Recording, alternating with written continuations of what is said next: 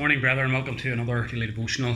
This morning we're thinking about another aspect of faith, and I want to read from Mark chapter 11, verses 22 and 24. This is what Mark records. Jesus answered them, "Have faith in God. Truly I say to you, whoever says to this mountain, be taken up and thrown into the sea, and does not doubt in his heart, but believes that what he says will come to pass, it will be done for him. Therefore I tell you, whatever you ask in prayer, believe that you have received it, and it will be yours." These words of Jesus show us how important faith is. They happen to be taken, of course, out of the context of other things that Jesus says, and also other teachings that we find in Scripture.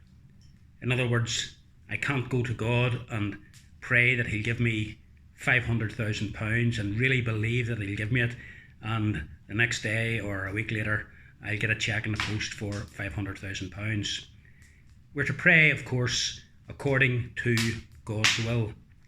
We're not to pray for that which is sinful. And of course, if I prayed for £500,000, that would simply be a prayer of covetousness and of greed. However, what it does emphasise is that we must believe that God will answer our prayer if we're praying according to things that are in keeping with the will of God for the good of His church and the advancement of His kingdom. One of the most wonderful examples of someone who had such faith as Jesus is describing here was, of course, George Muller. George Muller lived by this type of faith. In setting up his homes for orphans, every step was taken in faith. There was days when he had no money, when he had no food, and he didn't know how he was going to give the children their meals. But he prayed to God. He exercised faith. He believed that God would provide. After all, the Lord is Jehovah Jireh, the Lord our provider. And sure enough, on more than one occasion, when he had nothing to give the children, as the hours passed, eventually someone would come either with money or in one case with bread and with milk in order to feed the children. God wonderfully provided. Muller asked for what he didn't have. He believed that what he asked for was in the will of God.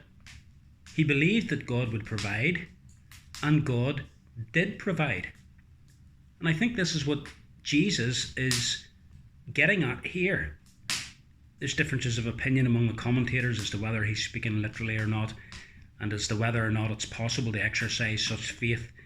I think that Jesus' point here is that we are to truly believe that our God will provide for us, that He will give us all things necessary, both for our needs and indeed for the advancement of His cause in this world. Do you remember the words of the psalmist?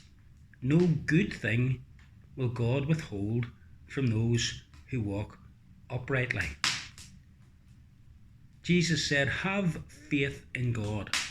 Here's a wonderful word to those who perhaps are struggling and have little and are not knowing where the next financial gift is coming from. Maybe they've got bills to pay. Maybe they're wondering how they're going to cope and make ends meet. The Lord will provide. He always does. And what Jesus is saying is, trust God. Believe in His amazing power and believe in His amazing goodness. Have faith in God. Truly I say to you, whoever says to this mountain, be taken up and thrown into the sea, and does not doubt in his heart, but believes that what he says will come to pass, it will be done for him. I tell you, whatever you ask in prayer, believe that you've received it, and it will be yours. Of course, asking according to the will of God, insofar as we know it, as it's revealed in the Holy Scriptures. Let us, brethren, be men and women of faith in this sense. Have a good day.